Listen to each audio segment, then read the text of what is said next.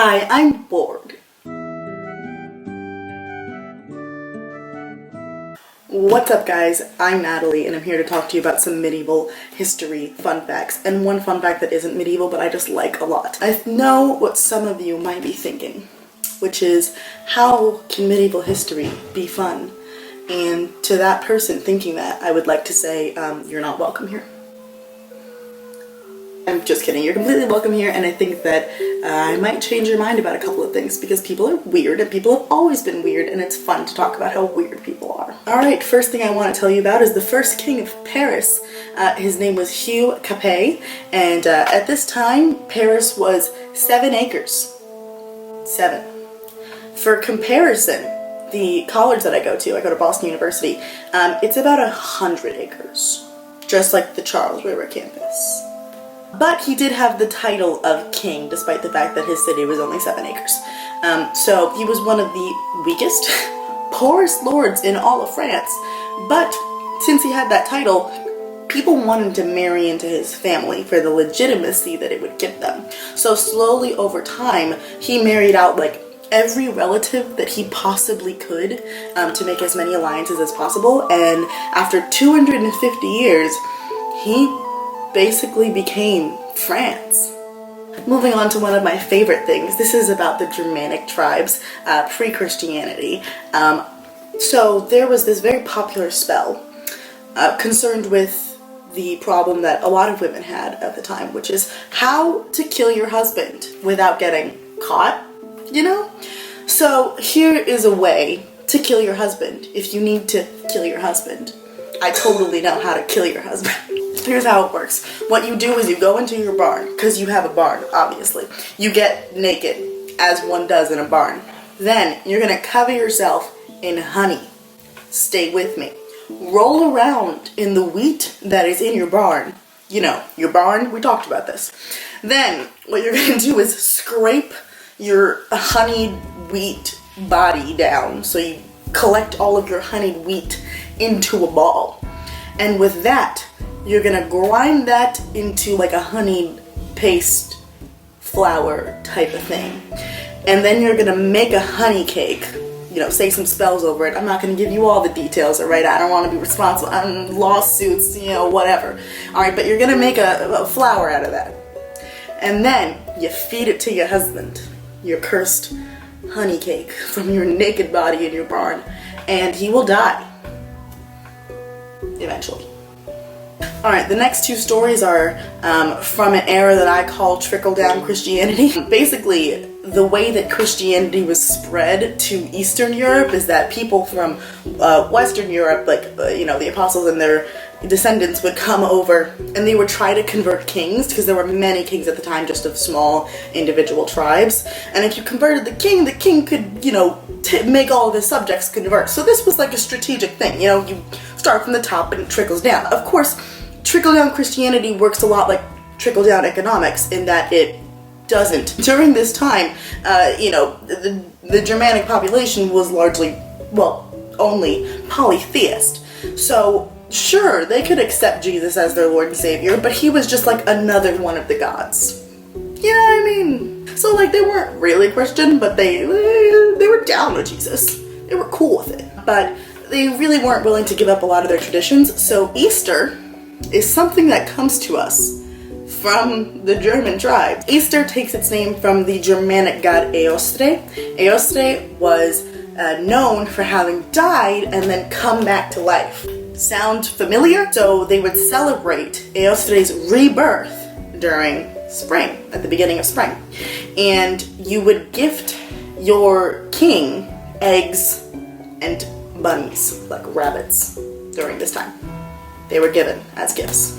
Bunnies, eggs, resurrection, Eostre, Easter. Another fun trickle-down Christianity story. We've got Christmas trees, alright? Stay with me. So the Germanic tribes thought that the tallest tree in the forest is where the gods lived. There are a couple different versions of the story with like Thor's tree versus like all the gods, whatever. We're gonna go with this version, okay? So the tallest tree is where the gods live, and people would give gifts to that tree, like gifts to the gods, and like make sacrifices there. Starting to sound familiar, right? Gifts under a tree. Okay, cool, stay with me.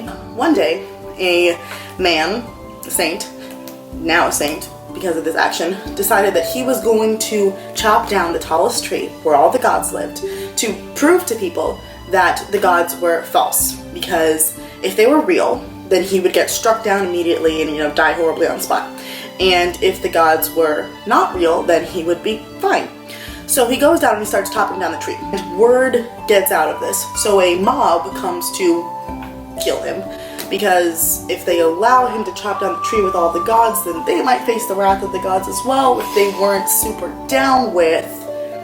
So they all decide that they have to kill this man, but he's already half done chopping the tree. So the guy's like, hold on, listen. This tree's coming down at this point no matter what, alright? It is halfway done. You might as well, I'll make you a deal. And he says, how about you finish cutting down the tree? And I'm gonna stand here right where it's gonna fall. No joke. And if it crushes me and I die, then cool.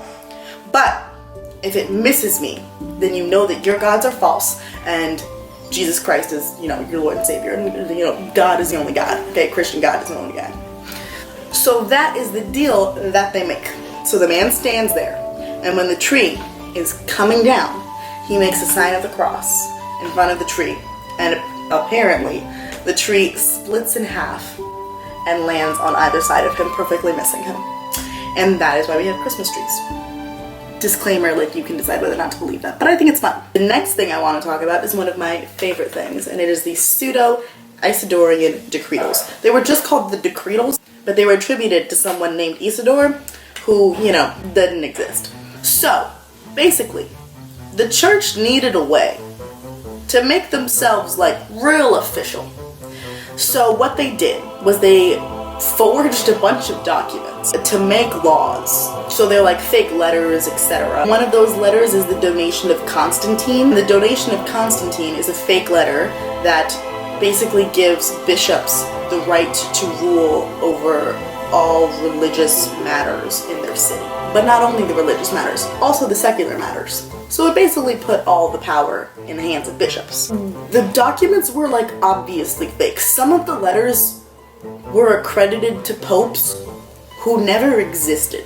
But they were made in good conscience, really, because all of the powers that were accredited to bishops were powers that they had always claimed to have had. They were just making these fake letters in order to legitimize them. So from the point of view of the bishops, they weren't really abusing their power, they were only writing things down.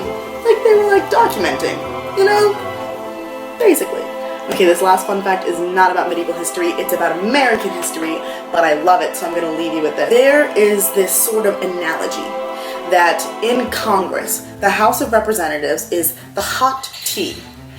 It's full of all the passions of the people. It has more representatives. The age limit is lower. It's more impassioned and less reasonable, quote unquote, versus the Senate, which has longer term limits, higher age requirement, and there are less senators per state. There's only 2 per state. The Senate is the saucer to cool the hot tea. So basically the image that comes to your head, right, is a saucer and then a teacup on top. And then you think, oh, yeah, that makes sense, because you hold the saucer. And then you sip your tea, and then, your hand isn't hot as if you were just holding a cup of tea, like people hold tea. It's way worse than that. Actually, what they used to do is when your tea was super hot, you would take your tea and you would pour it into the saucer to cool it down, and then drink from the saucer. I don't know, lapping it up like a dog or something. Picture our founding fathers lapping up tea from saucers. Just picture it. Alright guys, that is all for this video. Thank you for staying with me, because I was really bored and just wanted to film something and talk about history. So thank you. I will be back with more videos soon because I'm under quarantine and have nothing else to do. See you next time. Bye!